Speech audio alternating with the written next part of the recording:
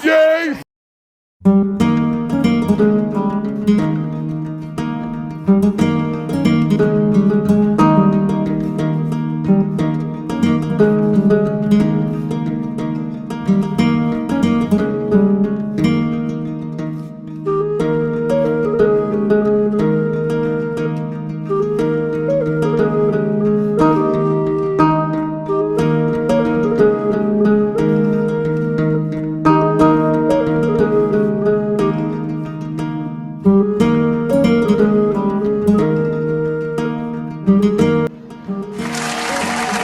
Alô Brasil, aqui mais um episódio de Figura Cash e dessa vez eu não tô sozinho, dessa vez eu tô com o cara que sumiu por uns dias aí, mas ele já voltou.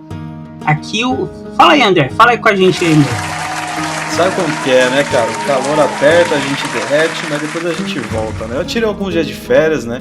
Tava muito bom lá em Miami, é claro que eu não fui pra Miami, né? Eu tava vendo uma série policial, mas o calor lá é melhor do que aqui, porque o calor aqui tá matando, cara. Eu não sei aí quem tá ouvindo, né, como que tá, assim. Eu sei que é um caso no Brasil inteiro, né? Mas o pessoal de São Paulo aqui tá sofrendo com esse calor, cara. Você tá sofrendo também aí? Tá pegando fogo, bicho! Sim, cara, tô derretido. Tá muito difícil de sair na rua, cara. Calor insuportável. Pelo amor de Deus, parem de poluir, pessoal. Pelo amor de Deus. Por favor, gente, tá demais. Mas agora vamos falar sério aqui agora. Hoje a gente vai ter um episódio muito sério. Uma coisa muito séria que mexe com a cabeça das pessoas. Um assunto muito pesado. A gente vai falar sobre Senhor dos Anéis. Você pode falar um trechinho assim do que a gente pode esperar hoje, André?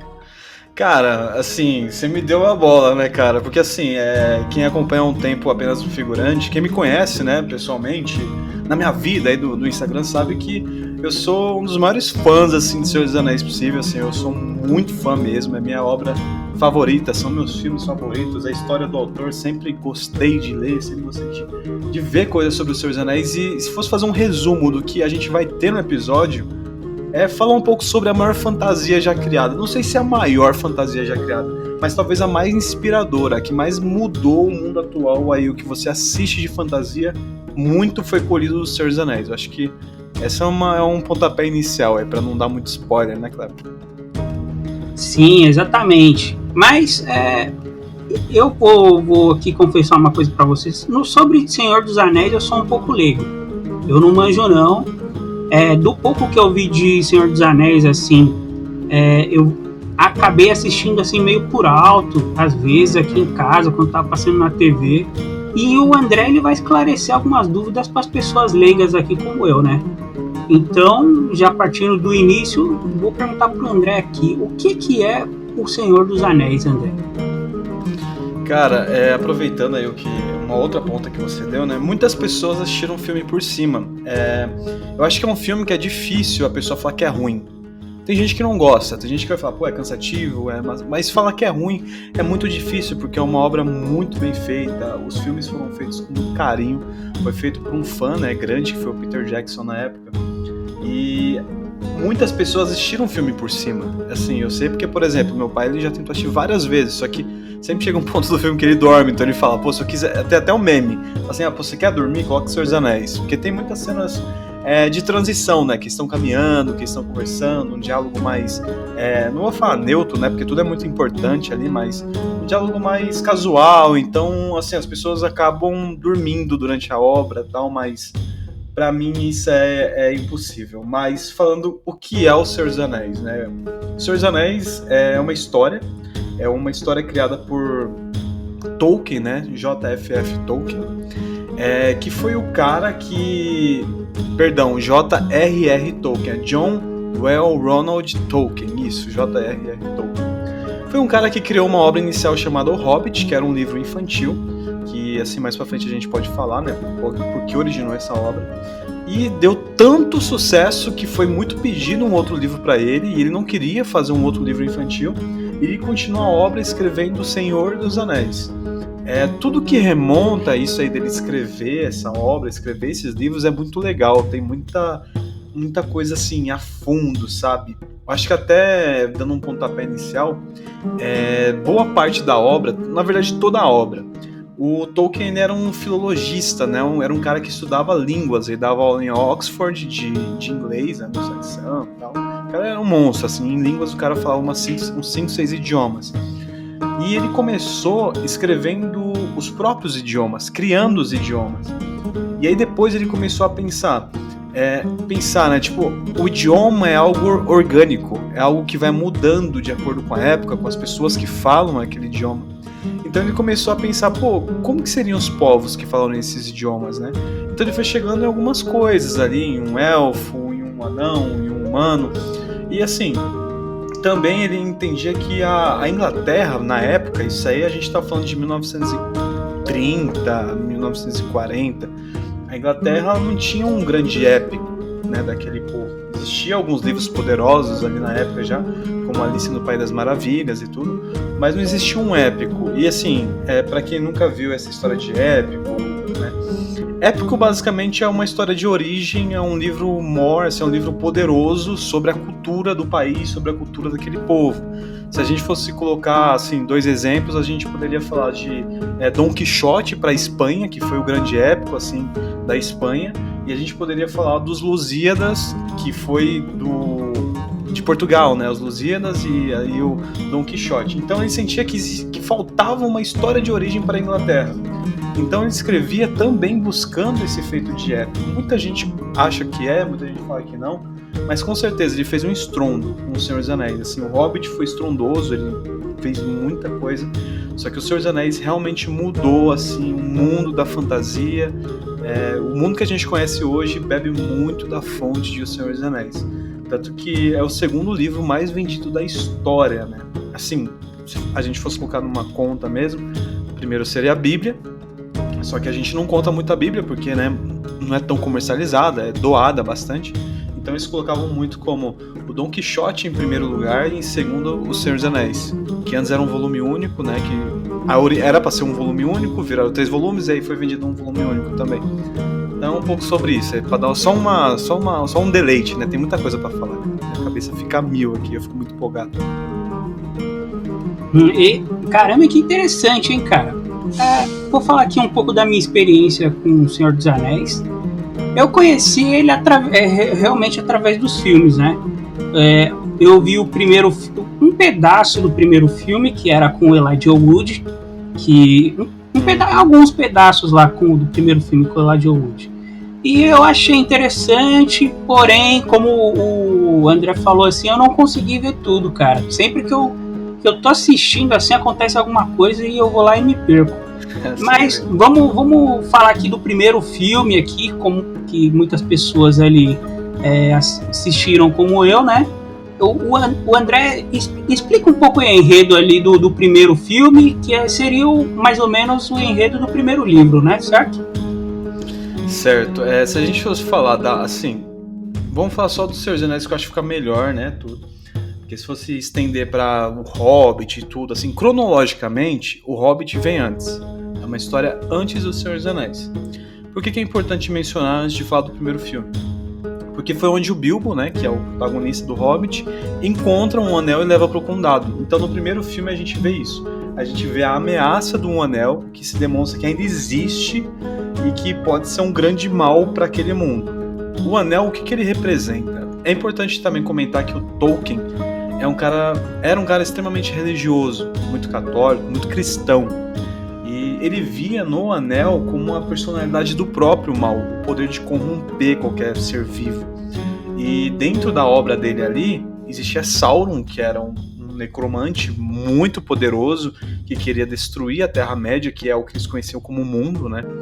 E esse mal foi contido, só que ele guardou todo o rancor, todo o mal, toda a alma dele, assim, por assim dizer, dentro desse anel. Então esse anel ficou corrompido e levava a corrupção também quem o usasse.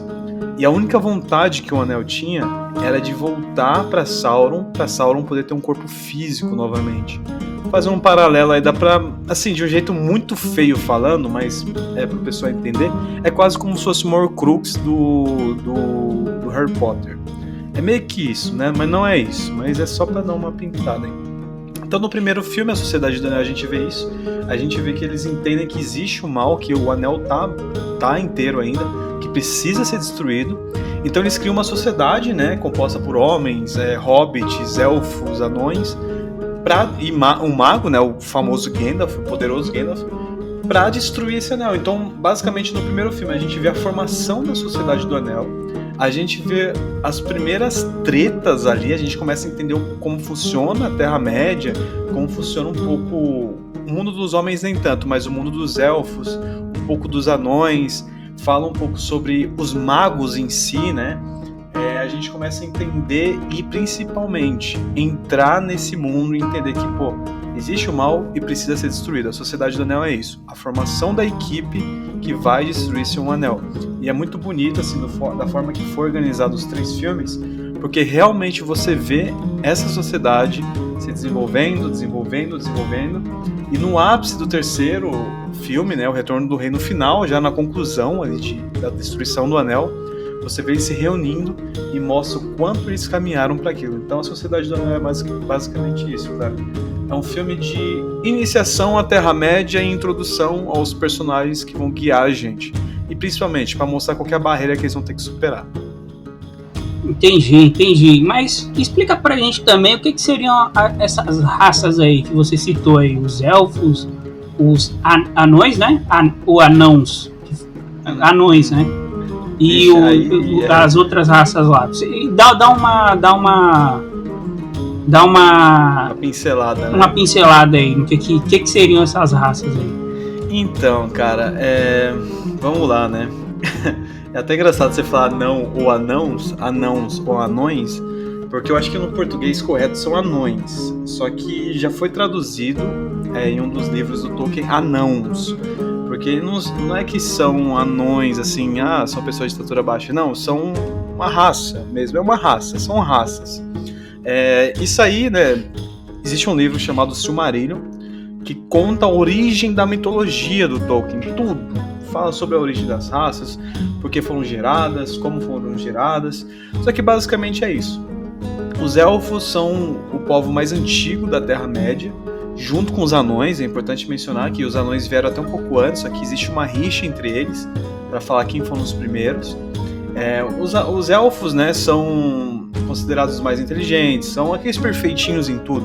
Um equilíbrio perfeito, uma precisão perfeita, são fortes, extremamente saudáveis, vivem quase que eternamente, assim, tem algumas... Eles podem morrer naturalmente, né, podem ser assassinados, assim, por assim dizer, podem ser mortos, ou se eles deixarem se esvaírem por alguma coisa que dure tempo, por exemplo, se um elfo ama algo efêmero, algo que possa nascer, crescer e morrer, assim, passar por todos os estados, ele pode também morrer com aquilo e deixa de lado a imortalidade dele, que é um romance muito bonito que tem no filme, que tem nos livros também, que existe uma elfa que deixa a imortalidade para poder viver como um dos homens. Os anões, né, que é uma raça mineradora, assim, eles amam pedras preciosas, são extremamente, como eu posso falar, não é rude, mas rústicos, são bastante rústicos. Eles vivem dentro das montanhas, embaixo das montanhas, e eles são assim, eles gostam de minerais, não gostam muito de sair no sol, eles são uma raça bem tranquila na deles, só que, assim, gostam de grana.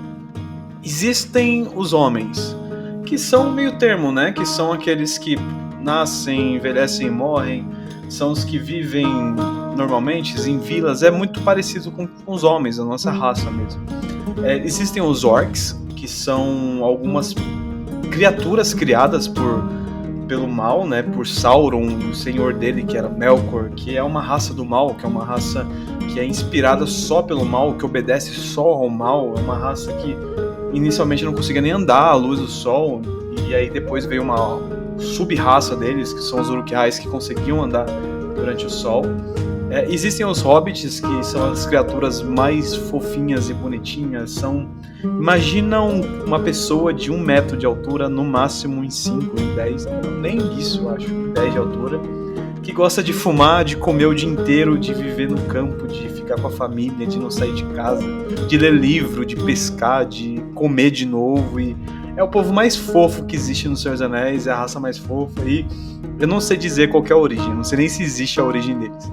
Mas pincelando assim rapidamente, esses são as raças. E tem os magos, que são algumas criaturas não, são seres, né, que foram enviados pelos deuses há muito tempo, que o objetivo era manter a paz na Terra-média. Então eles são meio que conselheiros.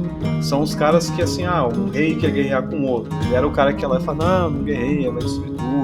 E são seres poderosos, né? Então eles existem para manter a energia, manter em equilíbrio tudo que existe na Terra. Então é mais ou menos isso, passando por cima. Você citou um ponto que eu já ia perguntar também. O que seria a Terra-média aí pro pessoal mais leigo igual a mim? O que seria esse mundo aí? Cara, a Terra-média é dizer... Assim, eu poderia falar o mundo deles. Mas não é o mundo, é como se fosse o nosso continente. Assim, imagina que o mundo que existe seria... Vamos supor, tá? É outro exemplo merda, mas é só pra figurar. Imagina a Europa. Imagina que a Europa é a Terra-média. É o mundo conhecido, é o que existe lá. E aí existe um outro mundo fora, que agora eu vou esquecer o nome, eu vou apanhar por causa disso, que seria a Terra dos Elfos, né? A Terra dos Valares, dos deuses, tudo. Quase como um Monte Olimpo, assim, pra mitologia grega. E o mundo dos homens, que é a Terra-média, que é a dos povos também, assim, de todos os povos ali a Terra-média. Os elfos, eles vieram há muito tempo, começaram a morar na Terra-média, mas não são originalmente de lá. Já as outras raças eram de lá. Só que em vez de fora foram os elfos e os magos. De resto, tá todo mundo por ali já. Acho que é mais ou menos isso. Interessante, cara. Tô ficando muito, muito interessado. E pra mim, assim, tem um personagem ali no Senhor dos Anéis que me deixou meio encabulado, assim, despertou uma curiosidade. Acho que eu sei. Que é o personagem seria um ser, né, na verdade, que seria um dragão, né, que um dragão que ele ele é atrás de ouro, né, ele guarda ouro. Eu gostaria de entender esse ponto. Cara, você citou o Smaug, né, o Smaug, o Desolador, né, que assim, pra mim o Hobbit, até eu vou falar um negócio aqui meio doido, né, mas os filmes do Hobbit eu não gostei tanto.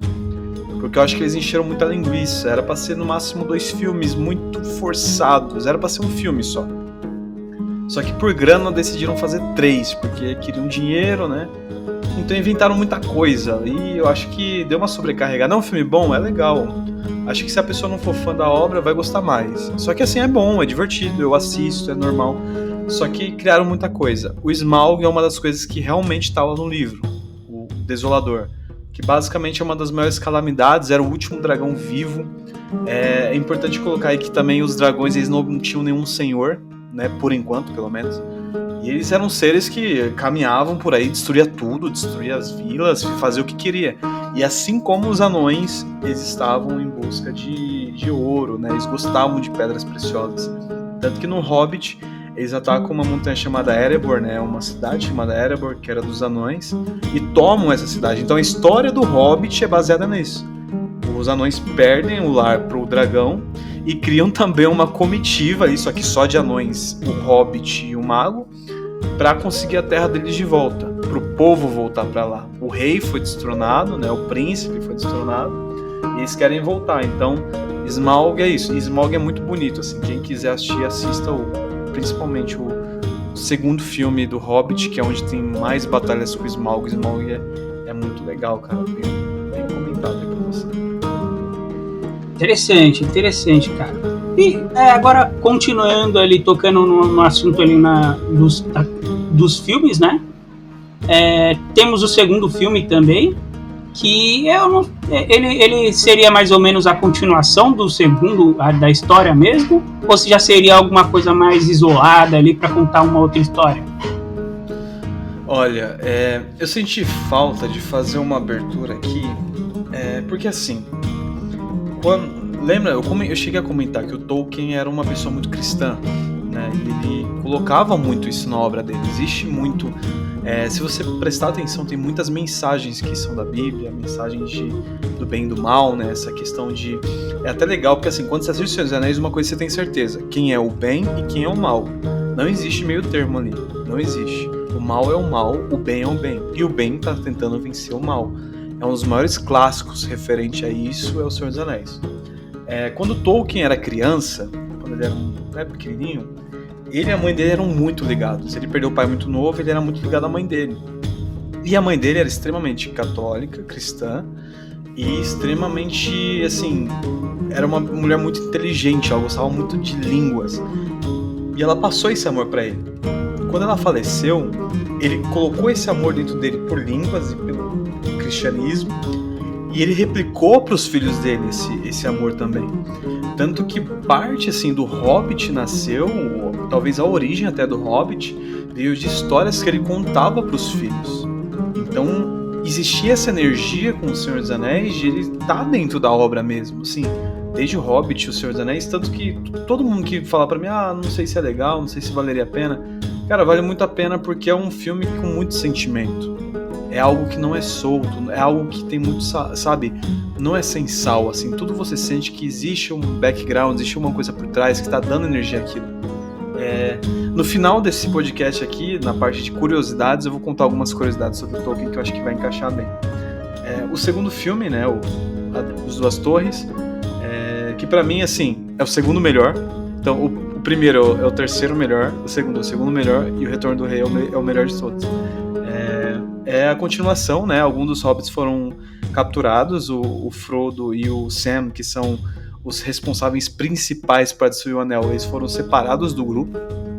E aí a gente começa, nesse filme, a entender mais sobre os homens, sobre como eles foram coagidos pelo mal. O povo que mais sofreu com a energia do mal sempre foram os homens.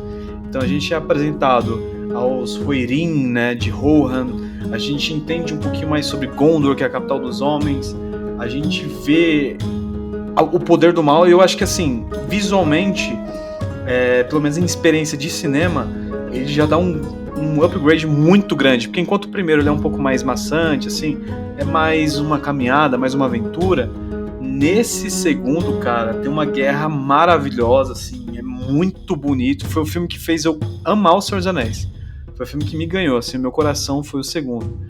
E a gente entende que realmente existe o mal tá acordando, o mal sabe que o anel tá vivo, assim, que tá inteiro, e o mal começa a articular atrás desse anel. Então a gente começa a conhecer outras raças da Terra-média, né? Só que também a gente começa a entender como os homens sofreram com tudo isso.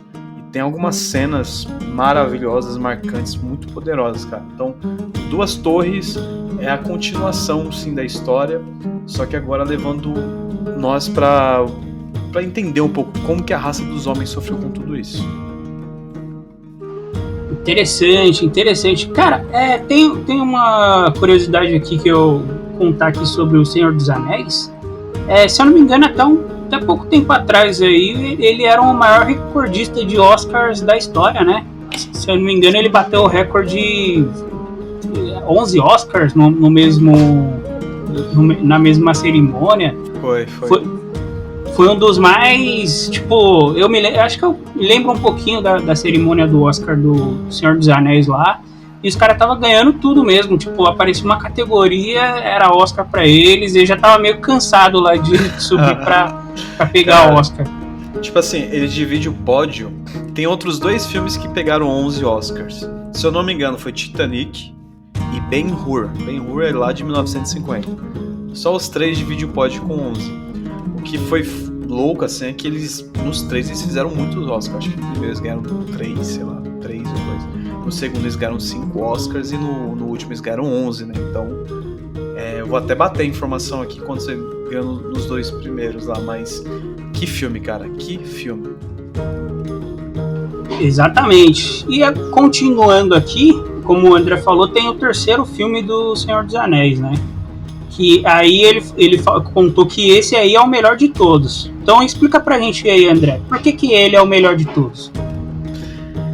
Cara, esse é um filme que mesmo quem não gosta de Senhor dos Anéis, quem não gosta de aventura, quem não gosta de filmes de fantasia, não é à toa que esse filme levou 11 Oscars, que pra mim é um dos melhores filmes no conceito de início, meio e fim. Muito suportado pelo livro do Retorno do Rei, né, do Senhor dos Anéis ali, mas, cara, é o tipo de filme que você fica muito feliz, você fica muito triste, você chora, você ri, é um filme, assim, mano, perfeito, cara. Eu sempre, quando vou indicar pra alguém, eu sempre comento, é o filme que tem o melhor final que eu já vi na minha vida, porque ele fecha com chave de ouro. Se você parar hoje e só assistir o terceiro filme, você vai ter uma experiência boa. Só que, vá por mim, assim, quem estiver escutando aí, assiste os 3 filmes. O terceiro é uma conclusão tão boa, cara, porque ele mostra a maior guerra que já existiu. Ele mostra o ápice do mal, assim, a força máxima do mal contra a força máxima do bem. Você vê muito sacrifício nesse filme, você vê muita atitude de luta. É um filme muito bonito porque, não em um momento, mas em vários, eles mostram que eles estão indo pra se matar mesmo, sabe? Eles não que estão desistindo, mas eles falam, existe 1% de chance de dar certo. E nesse 1% provavelmente a gente vai morrer. Só que vale a pena lutar por esse 1% de chance. E é o que eles fazem, cara. É muito lindo. Tem 2 discursos aí que os fãs amam, né? Que sempre comparam, aliás, que é o do Théoden, que é o rei de Rohan, que é um pouco à frente do meio do filme, sei lá, por ali, assim, na porta de Minas Tirith, que é um discurso maravilhoso, muito poderoso, de um rei mesmo. E o último discurso do filme, que é do Aragorn, na frente do portão de Mordor, que é assim, tipo, é a última atitude dos homens, assim, tipo, só faltava aquilo, só tinha aquilo. E o discurso dele, pra mim, ali me arrepia até hoje, assim, toda vez que eu escuto o discurso é algo lindo, porque ele demonstra aos soldados que realmente não vai dar certo o que eles estão fazendo, mas estão lutando por aquele 1% de chance. Então é muito bonito, cara. O Senhor dos Anéis, O Retorno do Rei, é um filme, cara, que não tem erro. Trilha sonora, edição, roteiro, tudo, cara, é uma obra-prima.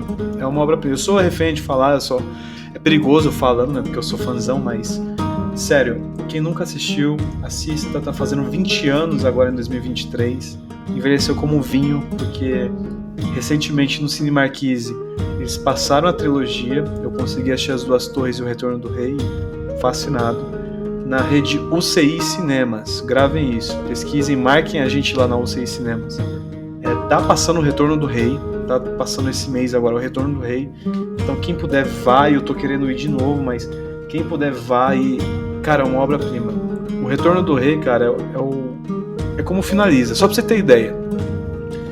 Conhece o George Martin, né, que é o autor do Game of Thrones. Ele não finalizou ainda o Game of Thrones, ele tava pra finalizar. Não sei se quando lançar isso aqui já vai ter finalizado também, né? Mas ele disse que o livro de cabeceira da cama dele é O Retorno do Rei, porque ele disse que é um final agridoce, é um final perfeito. Por que agridoce? Porque é um final feliz. É feliz, deu certo. Só que ao mesmo tempo é um final não ruim, mas tipo, sabe, quando você fala, meu, deu tudo certo, mas as coisas não vão ser como eram antes. O Tolkien conseguiu traduzir isso, cara. É o que eu tenho pra falar, O Retorno do Rei. É um filme 10/10, cara. Acabei de consultar aqui, esse filme, ele foi o primeiro filme de fantasia a receber o Oscar de melhor filme.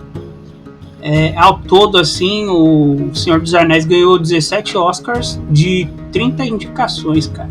É muito Oscar, bicho, é muito Oscar. E no total eles ganharam 3 bilhões de dólares no mundo inteiro de bilheteria. Deve ser uma das maiores de todas. É incrível. Naquela época ainda, época que não existia Marvel, né?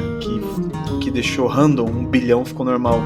Naquela época fazer 1 bilhão, cara, era quase impossível, assim, tinha 3 filmes que fizeram. Eu acho que, não sei se o primeiro tinha sido o Titanic, viu? Eu acho que tinha sido o Titanic o primeiro. Você é louco. Incrível, incrível. Agora que o André já explicou a trilogia aqui dos filmes, né? Você consegue apontar pra gente aqui algumas diferenças dos livros pros filmes? Cara, assim, a obra do Senhor dos Anéis em si foi muito bem aceita, porque eles adaptaram muitas coisas do livro, sim, eles tiraram algumas histórias, sim, eles pontuaram umas coisinhas a mais ali, sim, mas num quadro geral ficou muito bom. Eu acho que o grande sucesso que o Peter Jackson, que foi o cara que idealizou o filme, que dirigiu o filme, que eu abaixo o chapéu pra ele, sem ele não existiria aqueles Senhor dos Anéis, que ele foi o cara que foi atrás dos estúdios negociar e o cara tinha um roteiro para 2 filmes e aí o estúdio que aceitou queriam 3 filmes e ele teve que reescrever muita coisa, mudar muita coisa. Ele fez uma obra muito fiel, cara. Ele conseguiu captar a energia dos livros. Eu acho que hoje quando você... Eu li já os livros uma vez, eu tenho que ler de novo, mas em nenhum momento você sente falta, sabe? Claro, uma coisinha ou outra mudou, mas não é aquilo que grita, que você fala, nossa, mas pra que isso?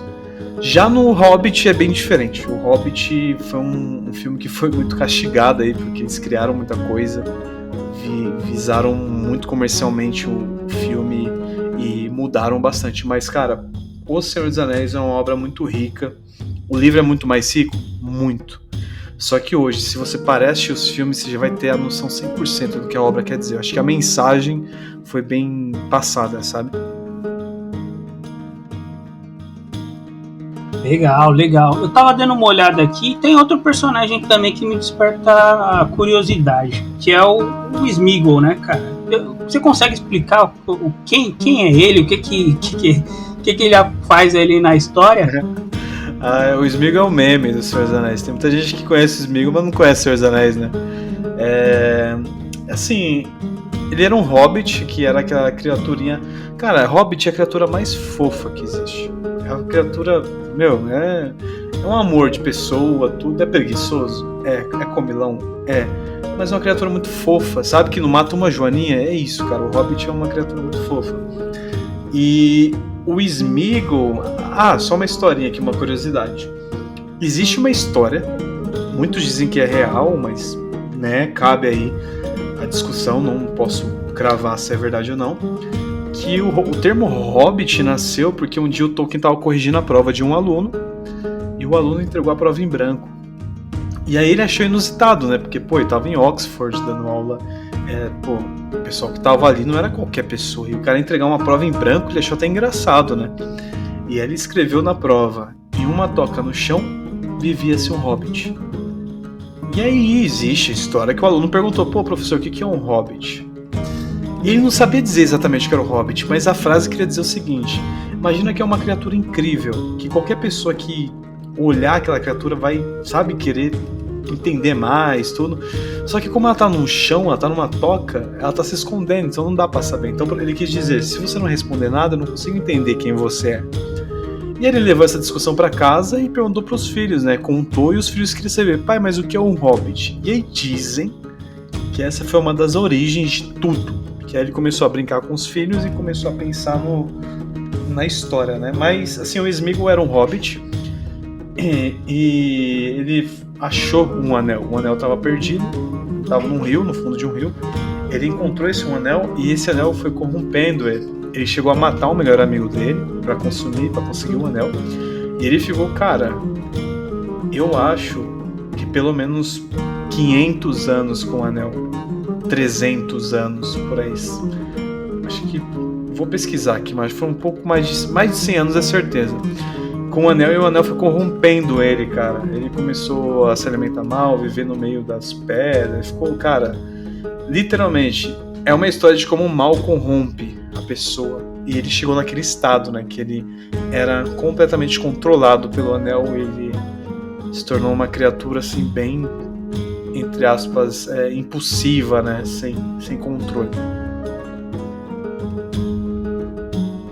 Legal, hein? Tem agora também uma partezinha aqui sobre os idiomas das raças ali, né? Que o André tinha citado anteriormente. Cada um tem um idioma diferente. Qual seria? Você sabe o nome dos idiomas, André? Cara, engraçado que ontem eu tava falando o nome de um, esqueci, que é o Elfo. Quando é o nome... Ai, tem que pesquisar. Eu sei que tem o Quenya é um deles. Eu sei que tem as runas, né? Que as runas é a escrita dos anões. O Quenya é dos elfos. Ah, e tem mais um que eu tenho que lembrar. Ah, eu pesquisei aqui. Khuzdu? É assim que fala? Khuzdu? Dos anões, né? Isso. Tem esse dos anões, tem as runas, que são a escrita deles, né? Tem o Quenya e tem mais algum. Os Sindarins. Sildarin, isso. É um élfico também. O Gollum ficou 500 anos com o anel, tá? Eu pesquei, foi 500 anos. E assim, o Tolkien, ele criou todos esses idiomas, ele era muito fã de idiomas, então era uma diversão, era um hobby pra ele. E aí ele foi escrever esses idiomas e ele começou a pensar, como que seria um povo que falasse esse idioma? E aí foi originando as raças. Então, ele não criou antes o personagem pra colocar a fala, ele criou antes a fala pra criar o personagem, meio que isso. Pô, legal, cara. Você manja algumas palavras de algum desses idiomas? Cara, eu conheço pouquíssimas do... Eu não sei se é Sindari ou Quenya. Mas, por exemplo, assim, se coloca em apostos, que é Hindaho Hara. Hindaho Hara. Coloquem-se apostos. Atirem Hinhoi Hirei. E eu acho que acaba aqui, meu Sindari. Eu ia passar fome na Terra-média. Se eu fosse depender pra falar com um elfo, eu ia saber falar, coloquem-se apostos e atirem, só. O interessante desses idiomas é que eles são baseados em idiomas que a gente tem já, que são, por exemplo, o galego-português, Finlandês, que é né? o finlandês, o galês antigo lá, e só. E o inglês, o italiano também. Dá para entender algumas coisinhas ali.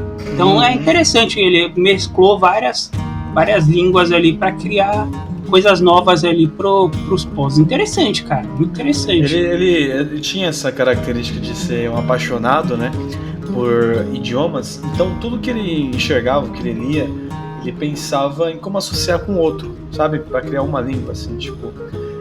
Tanto que tem a história do Tolkien que fala que ele viu um container, um trem, não sei, de um anglo-saxão, assim, a língua antiga, o inglês antigo, né? E ele ficou tão doido com aquilo que ele começou a estudar a etimologia daquela palavra, entrou no anglo-saxão e virou fluente nesse anglo-saxão. Ele era fluente em finlandês, em galego. Ele é um cara incrível, assim, em questão de idiomas o cara era cara. O cara era muito bom. Agora, outro personagem também que desperta a dúvida de muita gente é o Frodo, né? Que no caso era o Elijah Wood. Que sempre que se fala de Senhor dos Anéis, você acaba remetendo aí na sua cabeça. Você pode explicar um pouquinho sobre ele? Cara, o Frodo, ele...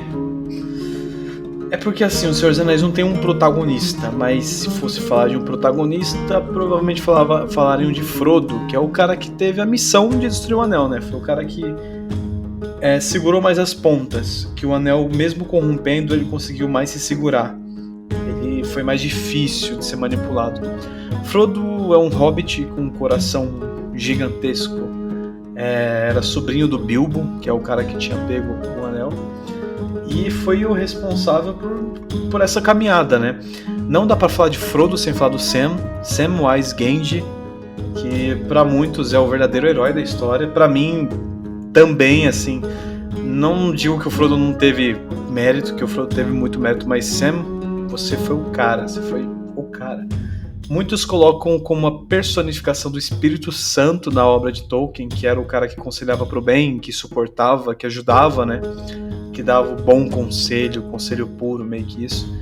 E foi isso, cara. O Frodo foi o cara que levou o Anel até Mordor, foi o cara que concluiu a obra. E no livro, foi o cara que escreveu O Senhor dos Anéis. Então, Frodo Bolseiro é o autor de O Senhor dos Anéis dentro da história. Interessante, eu não sabia. Ele que seria o cara que escreveu a história? Foi. O Hobbit, dentro da obra, foi escrito por Bilbo Bolseiro. É as memórias do Bilbo sobre as aventuras. E aí, O Senhor dos Anéis é a obra de Frodo Bolseiro. Legal, cara. E tem outro personagem também que desperta dúvidas sobre quem não conhece, como eu, que é o personagem lá do Orlando Bloom, né? Ele seria um elfo, né? Ou não? Cara, ele é um elfo, ele é o Legolas. Essa foi uma das principais mudanças, assim, que o pessoal fala, né? Do livro pro filme, que realmente o Legolas tem uma participação, não sei dizer se maior, se não posso dizer se maior ou não, mas é muito mais destacado. Realmente ele mostra o que um elfo é capaz, uma mira perfeita, agilidade, equilíbrio, assim, é o cara, né? E foi assim, até uma curiosidade, foi o primeiro filme do Orlando Bloom, ele foi quase como um bebê pra lá, e até hoje a principal obra dele foi o que lançou ele pro cinema, cara, e é um ator muito bom, né? A gente tem algumas séries aí, tipo Carnival Row, a gente já viu Piratas do Caribe com ele. Cara, é um ator muito bom. E foi cotado, ele nasceu com o Senhor dos Anéis.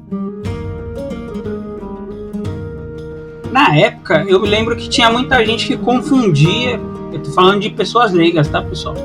Que confundia o Senhor dos Anéis com o Harry Potter. Tem algum motivo pra isso? Cara, não. Assim, a única coisa que pode, sei lá, muito feio assim falar, mas é porque estavam mais ou menos na mesma época sendo lançados, eram filmes de fantasia ambos, só que é completamente diferente. A crônica, a história, tudo é diferente, assim, não tem nada a ver um com o outro. A única coisa em comum foi realmente a época de lançamento e o gênero. Talvez se você fosse tava na mesma seção de livros, né? Mas fora isso, não. Eu acho que o motivo principal para as pessoas leigas confundirem é o fato de algumas pessoas acharem que o Daniel Radcliffe lá, ele parece o Elijah Wood.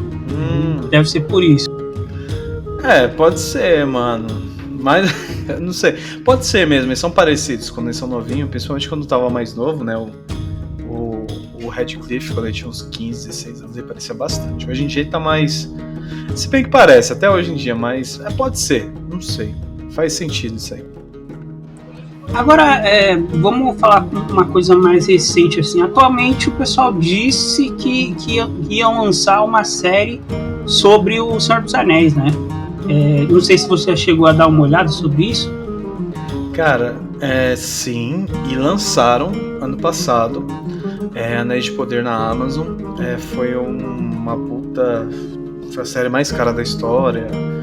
Colocaram $1 bilhão nessa série aí. Para 2 temporadas, 500 milhões por temporada. É muita grana, muita. A expectativa tava gigantesca, assim, tava um Everest de expectativa. E, cara, dividiu os mares, porque teve críticos que amaram, teve críticos que odiaram, teve fãs que amaram, teve fãs que odiaram. E eu tô no grupo dos que amaram. Eu amei muito a série. Eu acho que tem um episódio ou outro que é meio paradão mesmo.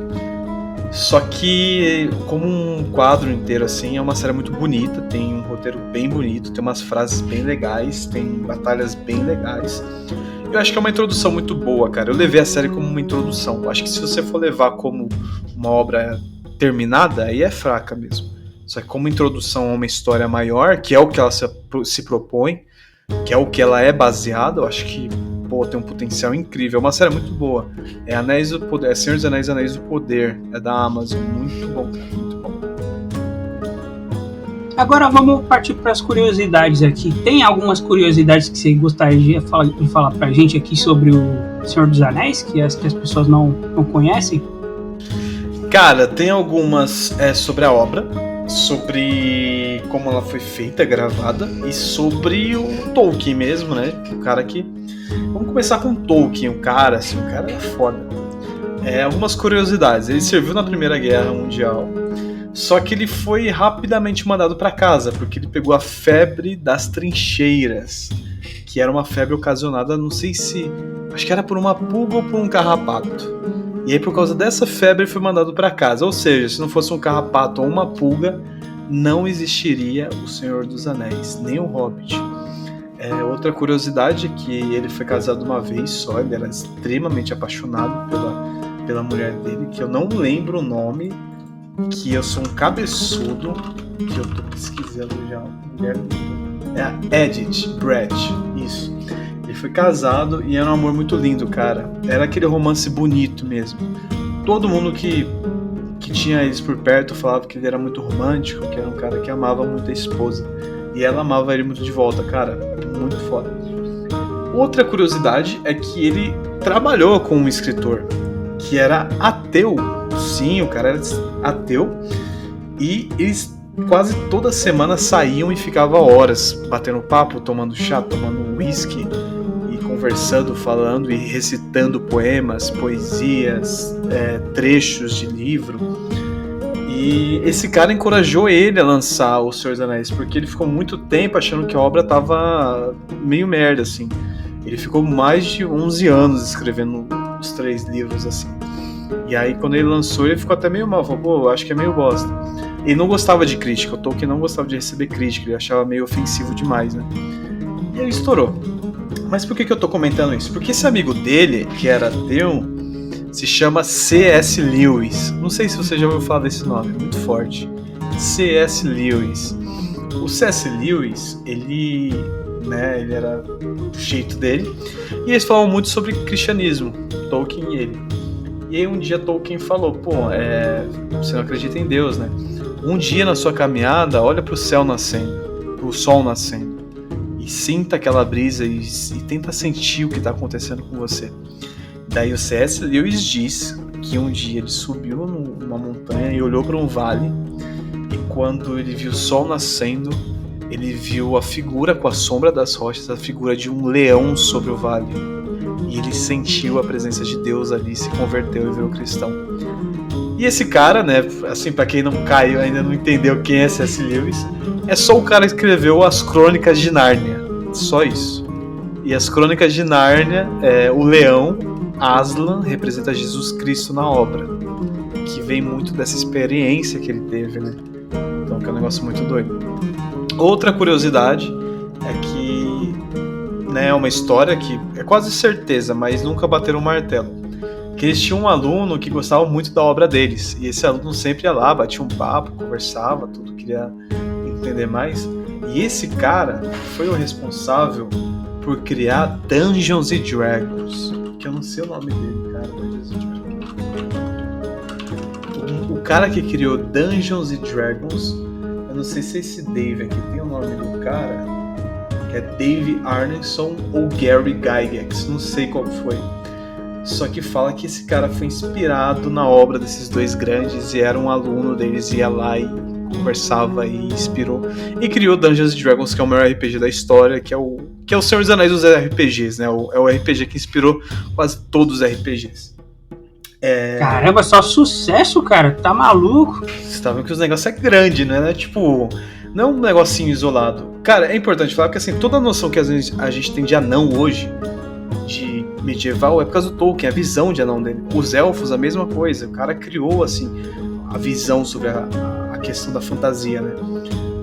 Uma outra curiosidade, agora falando sobre a produção dos filmes, por ter pouco orçamento, por ter pouca grana pra gravar 3 filmes, ele queria gravar 2, o Peter Jackson. Só que pediu pra ele gravar 3. O cara teve que desdobrar, cara. Então ele fez um negócio que até hoje eu não sei como que ele fez. Ele gravou os 3 filmes ao mesmo tempo. Ele alugava, por exemplo, uma parte aqui, outra ali da Nova Zelândia, e gravava, para economizar grana, os 3 filmes ao mesmo tempo, e movia os elencos de helicóptero. Então, tem cena do 3º filme que foi gravada antes da primeira cena do primeiro filme, que já estava sendo gravado no meio, então é um negócio meio doido. Ele ficava andando de helicóptero igual um louco, gravando 3 filmes ao mesmo tempo. O resto ele gastou com edição. O resto do tempo que ele teve sobrando, ele gastou com edição. Outra curiosidade sobre a obra é que, para economizar grana, eles gostavam de gravar com céu limpo, com o céu mais azul possível. Porque ao invés de colocar uma tela verde para colocar um efeito de fundo, eles usavam um azul do céu como tela verde, cara, como um plano limpo para conseguir colocar os efeitos especiais. Mais um comentário. Eles contrataram ali na Nova Zelândia meio que uma empresa local, até de uma família, para fazer toda a produção de figurino. E, cara, foi muito figurino. É muita coisa. A gente tá falando aqui de, cara, pelo menos 600, 700 armaduras. 1000 capacetes, sei lá. É muita coisa. Mano, é mais do que isso, talvez. E era uma empresa local, então eles aqueceram aquela empresa, tudo.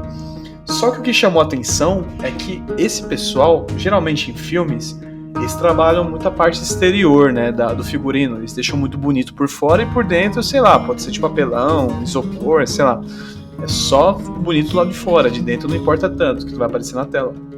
Só que teve um depoimento do ator que fez o Théoden, do Senhor dos Anéis, que é o Rei de Rohan, que é o mesmo que fez o capitão do Titanic, lá no filme do Titanic, o mesmo ator, que ele falou que quando ele foi colocar a armadura dele a primeira vez, ele viu que por dentro da armadura era costurado o emblema da casa dele e vários cavalos. Ele falou que nunca viu algo tão bonito na vida dele, assim, uma produção tão bonita. Ele falou que quando ele colocou a armadura, ele se sentiu um rei. Porque ele falou realmente isso que um rei vestia, sabe? Eu acho que é isso, mano. Assim, fora 1 milhão de acidentes que tiveram na obra, um monte de falhas aí. O elenco do Senhor dos Anéis é muito unido. Eles são muito... A Sociedade do Anel, né? Eles são muito unidos.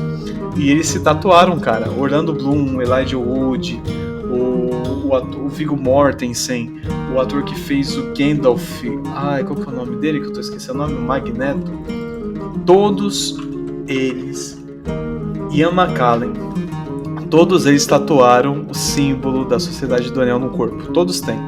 Um tem na perna, outro na barriga, outro na costela, outro, sei lá, no braço. Mas todos têm. E é isso, mano. Um pouco sobre as curiosidades aí. Agora, a dúvida que não quer calar. Como que você conheceu o Senhor dos Anéis? Como que você caiu nessa, cara?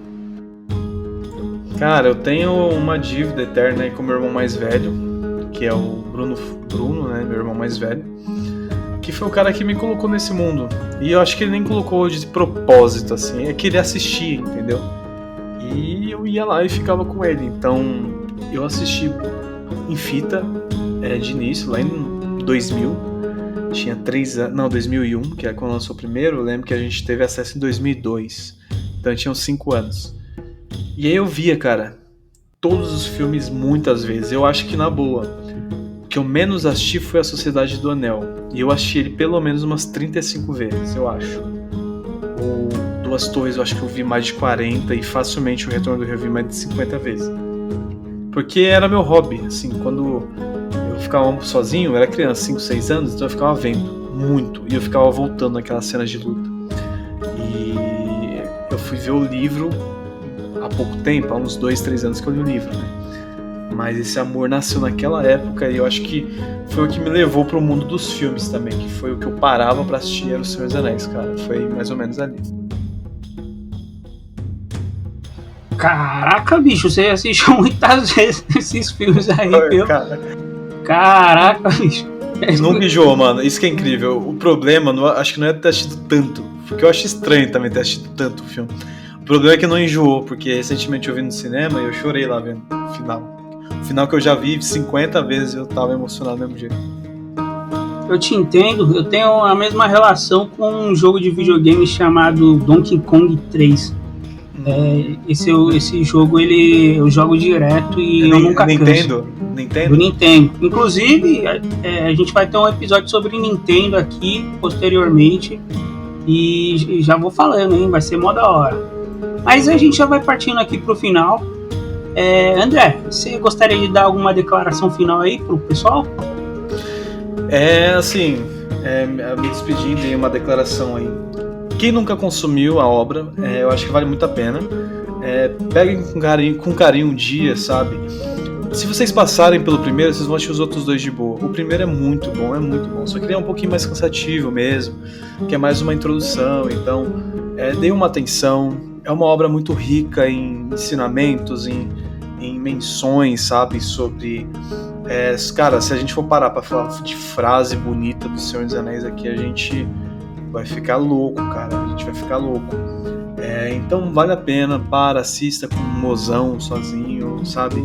Consuma isso, é muito rico em todos os sentidos, é um filme muito bom. Acho que é um filme que não é pra quem gosta de fantasia, quem gosta de cavalo, mundo medieval, não, é pra quem gosta de cinema. Acho que quem gosta de cinema é um prato cheio. E eu vou encerrar, né, minha participação agradecendo a todos por como vocês estão interagindo aqui com o FiguraCast. Eu vou estar mais presente nos próximos e agradecer pela oportunidade de passar um pouco da minha emoção, do que eu amo assim para vocês. E vou finalizar com uma frase do Gandalf, que ele fala no primeiro filme, posso estar errado, é no primeiro filme, que ele fala assim: para quem é ansioso como eu, existe uma frase do Gandalf que eu acho que resume muito bem isso. Fala: a gente não tem que pensar tanto no futuro, né, gente? A gente tem que colocar a cabeça no presente. Então ele fala: tudo o que nos resta decidir é o que fazer com o tempo que nos é dado, não com o tempo que vai vir amanhã ou depois. Mas, gente, só pensa sobre o agora. O daqui a pouco vai ser daqui a pouco, e o passado, pior ainda, já aconteceu. Então, um abraço pra vocês, um abraço bem forte, e valeu, Kleber, aí, pela oportunidade de ser um pouco de fã aqui, né, de ser um pouco babão aqui sobre a obra que eu mais gosto. E o meu recado final é pro pessoal. Pessoal, se inscreve lá no nosso Instagram, lá, apenas um figurante. E também inscrever lá no Deezer, no Spotify, em todas as plataformas de podcast aí possíveis. Dá uma moral lá pra gente crescer mais. E também lá no YouTube, né, pessoal? Não se esqueçam de se inscrever lá no YouTube lá. O YouTube ainda tá pequeno ainda, mas gostaríamos que vocês dessem uma força pra gente lá no YouTube lá. De vez em quando eu vou soltar uns vídeos lá também. Só que deem uma moral lá pra gente, beleza?